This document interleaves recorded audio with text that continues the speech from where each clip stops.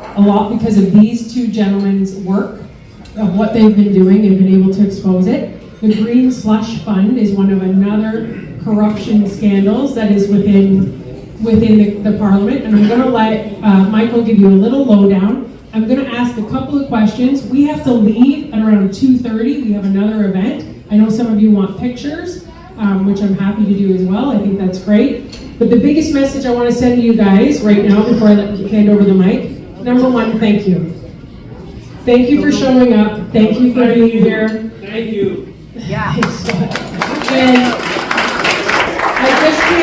I just can't stress enough. These guys, left their families, and Larry brought his twin daughters here today, but I won't send her the mic. They're so cute. Thank you for sharing your dad with us and my daddy. They're so great.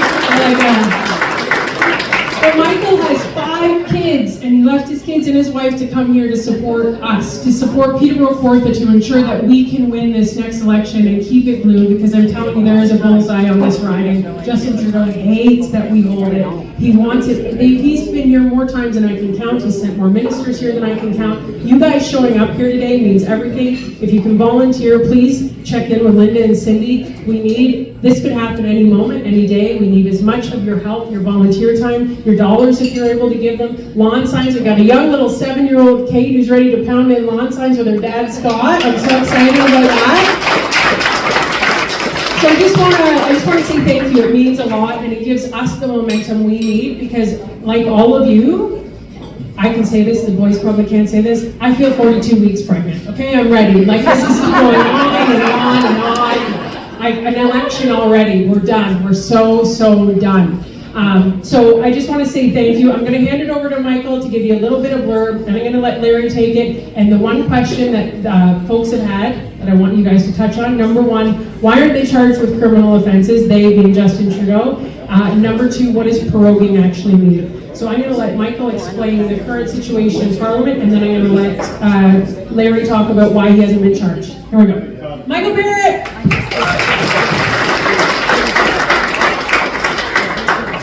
Okay, so it's so great to be here with all of you. A real pleasure for me. I was so excited when Michelle invited me to come down here, and she said I got to meet all of you with Larry Brock.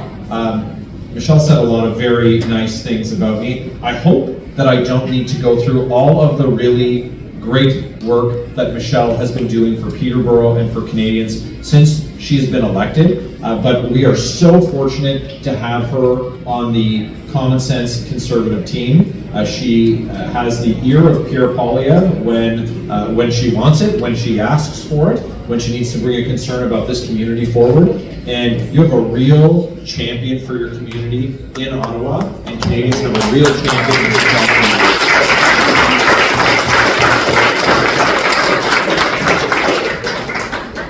So thank you for supporting her. Larry, of course, is a force, and so I'm always so Larry and I get sent around to a lot of different committees: Government Operations Committee, Public Accounts, Ethics. Larry's now on the Justice Committee full time, so we work together an awful lot. Someone said over here, they said, like, don't you guys see each other enough? We sit beside each other a lot, but we don't get to talk a lot. We're busy. We're busy litigating the case against a corrupt government after 9 years of Justin Trudeau. So I'll try to be really brief so that we can get through the material and meet you folks. But what's happening in the House right now, the Speaker ruled that there was what's called a prima facie case of privilege. The government was ordered to turn over documents that to the law clerk to go to the RCMP. And the government said no. So Conservatives didn't say this needs to happen. A majority of democratically elected members of the House of Commons said it, a majority. And so that's how this democracy thing works, right? And the government said no. So why didn't they turn them over? Because it deals with hundreds of millions of dollars being handed out in conflicts of interest to liberal insiders or to liberal insiders themselves by themselves, under the leadership of a board chair who was appointed by Justin Trudeau, who also paid herself out of your pocket. And so this is blatantly wrong. That individual was found guilty of breaking the Conflict of Interest Act. And we have called for all of this money to be repaid to the taxpayers. Thank you. This is really important. It's really important. This is not something that's happened before in Parliament, and this is something that we have pushed on. Larry and I have fought for this, and this is making sure that it's not just enough to call it out. Canadians deserve to get their money back when there's been wrongdoing, and so we're fighting for that every single day. So until the House takes a decision on this, what we've said, until the Liberals hand over the documents to the RCMP, we're going to continue to raise this issue in the House of Commons. Now, the RCMP said yesterday that they have the documents. They have redacted, so they have blacked out versions of these documents. So that's very helpful for them to offer for the Liberals. Oh, we've got it. You know, Justin Trudeau can continue to vandalize Canada's economy. No, he can't, because he hasn't given the RCMP the unredacted document. So we're going to continue doing that. There's another matter that will be commenced as soon as we finish with this in the House, another question of privilege it's called, that will have to be dealt with before we resume dealing with whatever the government puts in front of the House. But Larry can speak to that. It's something about some guy named Randy, another Randy. But this is what's going on. Now there's only two ways that this can end. Either the NDP and the Liberals, or the Bloc and the Liberals, team up to shut down this debate in the House. The Liberals turn over the documents. But there's also a third way, and it answers your question, Michelle. It's about prorogation. What happens is Justin Trudeau can unilaterally decide at any time, just like he did when we were dealing with the We Charity scandal, and we had demanded documents on Speaker's Spotlight that dealt with speaking fees paid to his mom and his brother that we never got. And the reason we never got them, he prorogued Parliament, which means you shut down Parliament. It resets the entire legislative agenda. All motions before the House, all orders issued by the House, and all bills before the House are vaporized. Now they can pass a motion in the House later to bring back legislation, but they wouldn't bring back orders of the House, like this document production order. So if he prorogued, he can sit the House out until the government needs money again, which really, since they have appropriations for this year, from the spring, if they're able to cash manage, which would be hard to believe Trudeau could do it, but if it meant not falling in a confidence vote, he could prorogue the House until the spring and kill this document production order. So that's something that he can do. But that only emboldens us to fight against the corruption that we've seen in Ottawa Harbour. So I'm going to leave it there. I think that answers the question about proroguing. Can you tell them about your private members bill about accountability? Yeah, so Bill C-405, thanks for that. I should take you everywhere to ask for that. Since you bring it up, I'll mention it, I guess. Bill C-405 is my private members bill. It will be dealt with the day after we deal with these two privilege motions in the House. It will be the next item in private members' business to be dealt with, and it sets a penalty of $50,000 for any, where the House can levy a fine of $50,000 for any contempt against the House. Also, anyone who lies before a parliamentary committee can be, you can be prosecuted for perjury, and if convicted, you would receive a mandatory minimum 6 months in prison. So people ask about real penalties, and we're talking about putting in real penalties. So people, I'm not going to turn over the documents. I'm not going to show up. Well then, if we find you in contempt, it's $50,000. And that could be $50,000 a page that you didn't turn over. It could be $50,000 a day that you don't come. It could be, and it could run, and we could just run the clock until people want to show up. Nope, you're not going to go to jail, but it's going to cost you $1 million. How about that? So. Well, one step at a time. One step at a time. But it's about accountability. So that's Bill C-405. This is the type of thing that common sense conservatives are putting forward. We hear all the time on CBC, if you can listen to it or watch it, that the conservatives haven't put forward a platform. There is no opposition party in the history of this country that's put forward more substantive policy outside of an election period than Pierre Poilievre has, and we're going to keep laying it out. until we get that carbon tax election. But Bill C-405 is a great example of us, we're not getting accountability, certainly through the media. We're not getting it through Justin Trudeau's liberal appointed Senate. We're not getting it through his friends and insiders. We're going to get it with real penalties, $50,000 fine, 6 months in jail for contempt or for perjury, because that's what Canadians deserve. I'm going to turn it over to Larry Brock. I just want to add one thing about Larry Brock. So Larry is much nicer in person.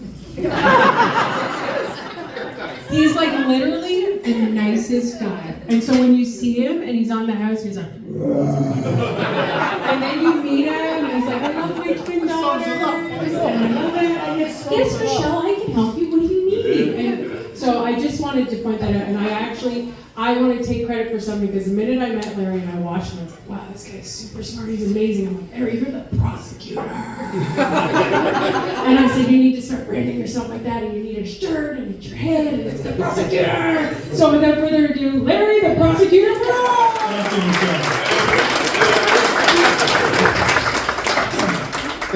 Thank you so much, Michelle, for inviting me. She is responsible for that label, the prosecutor. Because I remember, actually it was even before the last convention, but I remember waiting for the flight back to Toronto. And I'm sitting with Michelle, and I'm just talking about social media, and she's amazed about the numbers that I was able to generate in the last couple of years. And then she said, you know what, I think you need a label. And of course, the rest is history, because that's what the leader calls me now, is the prosecutor. I often laugh, because you all know my background, 30 years in law, 18 as a Crown attorney. I often say, you can take the prosecutor out of the courtroom, you can't take the prosecutor out of the politician.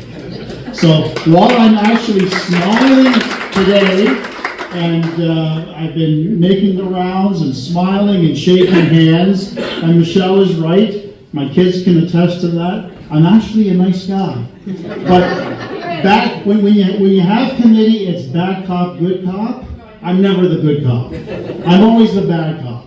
Michael's the good cop, okay? Michael often, you serve it up in such a way that you don't come across, you don't come across as being as aggressive as I do.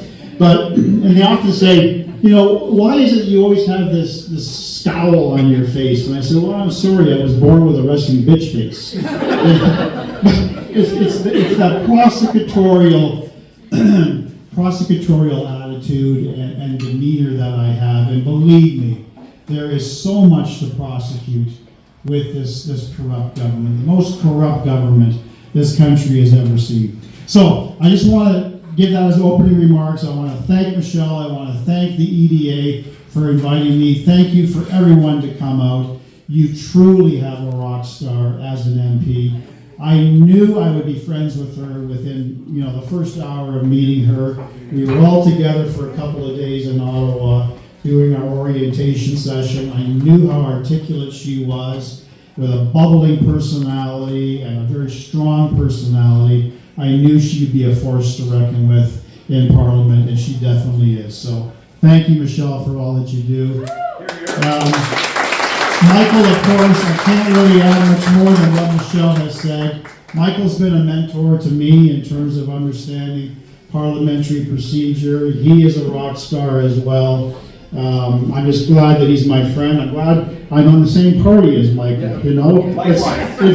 It's good to have that as a team member. So Michelle has asked me to talk about why, with all of these scandals, we have not seen an actual charge stick. An excellent question. And when I hearken back to basic criminal law principles, what I'm about to tell you, clearly everyone knows that the Criminal Code of Canada, the Bible, that 975-page document that I reviewed every day of my life as a lawyer, applies to all of us. It applies to all politicians. It applies to the Prime Minister and the ministers. Because no one No one is above the law.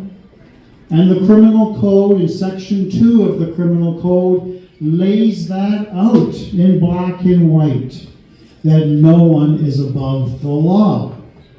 But, this is the big but, we have a national police agency, the RCMP, who, in the history of this country, has never laid a criminal charge against a sitting or past Prime Minister of this country. So that bothered me. That bothered me when I was preparing because we brought up, obviously, the SNC-Lavalin scandal not too long ago. I did a deep dive into that particular issue, and red flags were just popping in my mind. I reviewed the evidence again of Jody Wilson-Raybould, Canada's first female First Nations Attorney General, a very strong woman, who basically said, "No, Justin, I am not going to be pressured by you and your henchman and henchwoman to give a Quebec corporation a sweetheart deal called a deferred prosecution agreement. In essence, you perform A, B, C, D, and E, and will essentially stay the criminal charges." She said no. She got the boot for that, ultimately. First, she was demoted, and then ultimately shown the door. The book is fantastic. Indian in the Cabinet is what it's called. But I reviewed her evidence very carefully. I think, Michael, you were part of that? Yep. You were part of that. He was part of that questioning. Michael Cooper, another rock star, was part of that investigative team, that committee. And as a prosecutor, I always look at what does the Crown need to prove. It's called elements of the offense. Okay, we not only have to prove the elements of the offense, we have to prove that there was an intent, there was a guilty mind in achieving a result. So, you take a look at the evidence that you got, and the evidence was very clear in the testimony of Jody Wilson-Raybould, as confirmed by the former ethics commissioner, that for a 4-month period involving the Prime Minister, involving the clerk of the Privy Council, Michael Wernick, including other ministers, other chief of staffs, other members of the Prime Minister's office, all of them exerted extreme pressure on her to change her mind. Her, notwithstanding, said at the very outset, "My decision has been made. I will not change my mind." And the pressure was escalating, ultimately to the point where she actually taped a conversation, the final conversation between herself and Michael Wernick, which clearly set out that the Prime Minister was determined, said it on more than one occasion, determined to see this agreement being provided. One way or another, he says, the Prime Minister is going to get his way. Okay? That, folks, is called obstruction of justice. The elements of the offense were there. The intent to achieve that result was there, just based on the actions and the words by Michael Wernick. However, the RCMP get wind of this. The RCMP says they opened up an investigation. And for approximately 4.5 years, Canadians were left in the dark as to what was the result of that investigation. It ultimately came down to an organization called Democracy Watch.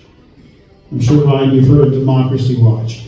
Democracy Watch is an organization largely run by a lawyer by the name of Duff Conacher. Anyone heard that name before? Duff Conacher? He's very sort of rabid when it comes to accountability and exposing scandals with the government. there really isn't a week that doesn't go by that he's communicating with me, because he feels that Canadians were robbed by the RCMP with respect to this investigation. Long story short, the RCMP commissioner ultimately attends committee, as does the deputy, confirms yes, no one's above the law, confirms yes, that includes the Prime Minister, confirms that no Prime Minister has ever been charged. I lay out all the evidence, all the elements of the offense, and it's like, well, you know, we felt that if the case proceeded to a trial, that a judge, who's ultimately charged with determining guilt or innocence, would have a reasonable doubt with respect to the actions of the Prime Minister. Now that is not the role of the police. That's the role of the Crown. The Crown has to show the evidence and make the argument that they've proven the case beyond a reasonable doubt. So they basically conflated responsibilities, jumped the gun, and used that as an excuse as to why the case literally had to stop at that point. The problem here, though, is it was also exposed. They limited the number of witness interviews that they did. They did 1/3 of the interviews the actual ethics commissioner did. Bizarre. A national police agency not performing the appropriate investigation, then uses the excuse, well, we asked the government for certain documents. They wouldn't give it to us. You know what, folks? That happens all the time in policing. Anyone here with a policing background? Okay. You know what happens if you can't get a document? You go to the court and you ask for search warrants or production orders. Guess what, folks? RCMP never thought of that. Okay? Because there was no political will to charge Justin Trudeau. That, unfortunately, is the sad reality of our national police agency. Now, and I could spend hours talking to you about all the other scandals that Mike and I are trying to expose, and we are, slowly but surely. It's like peeling an onion. Every week there's more evidence. And it all makes us cry. It does. Now the RCMP has confirmed that there's ongoing investigations, but will that lead to criminal charges? I wish I could be so certain to tell you that it will. We know that Christian Firth, the partner of GC Strategies, which stands for Government of Canada Strategies, had his home raided the night before he testified in the House at the bar to be sanctioned for his refusal to give us the straight goods. So, yeah, police are doing their job, gathering the evidence. Will that lead to criminal charges? I can only hope so. I've identified numerous times to Christian Firth himself what you have done in terms of manipulating the resumes is called forgery. And forgery is punishable by indictment. And it's punishable by X amount of months, if not X amount of years. So I hope and pray that the RCMP will gather the sufficient evidence and actually see charges. I just can't promise that, folks. They've set a very low bar in terms of policing excellence. I can't change that right now. It is what it is, but I hope for the best. Okay? Now, on the other issue, Michelle, you wanted me to talk about, what was it? Oh, the other Randy. Yes, the other Randy. Okay.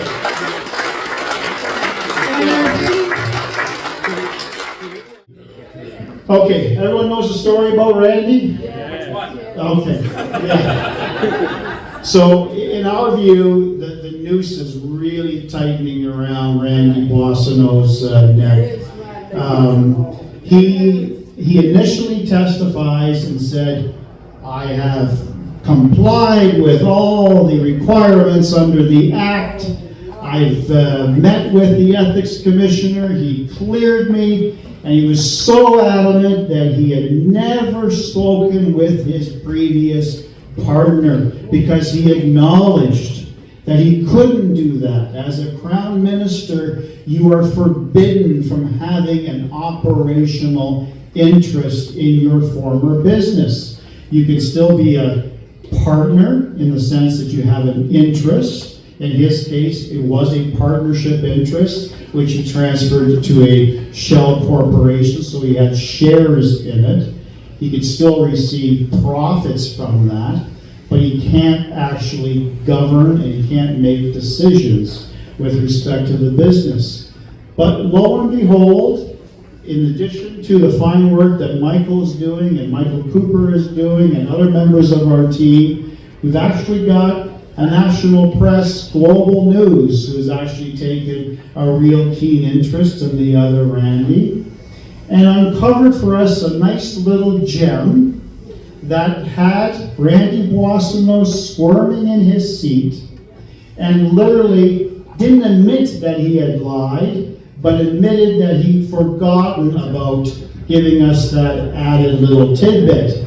And that tidbit was, while he was in Vancouver, which was the source of the emails between his former partner Anderson and another company in the United States, where they were putting pressure to get a payment made of $500,000.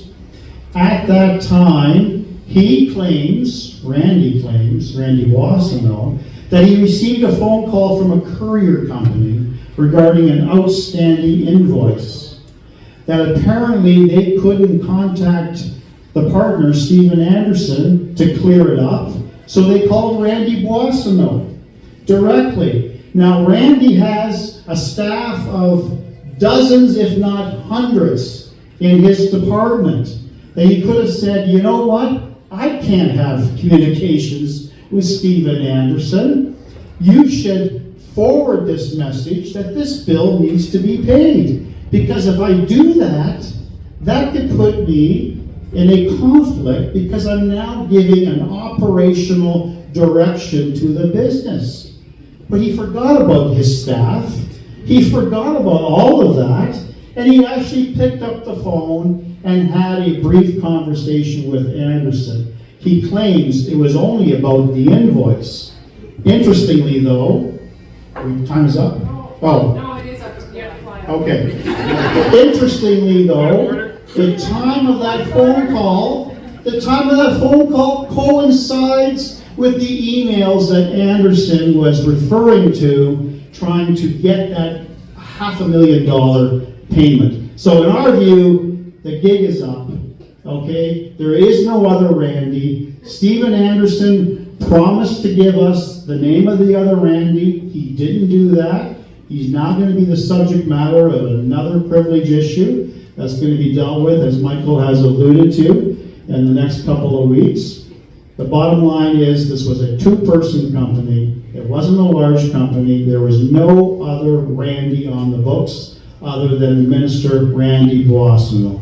Gig is up, raise your hand, admit that you did wrong, take your lumps and get over it. Because as Michael has indicated, the current penalties right now for ethical violations is minuscule. It does not provide a deterrent at all. Michael's bill 405 definitely does. It's no small wonder that the Prime Minister himself has been found guilty twice of ethical violations. His ministers found guilty of ethical violations. His backbench found guilty of ethical violations because he's created a culture of incompetence. He's created this culture of a lack of accountability. That's what we're going to change when we form government. Thank you, folks.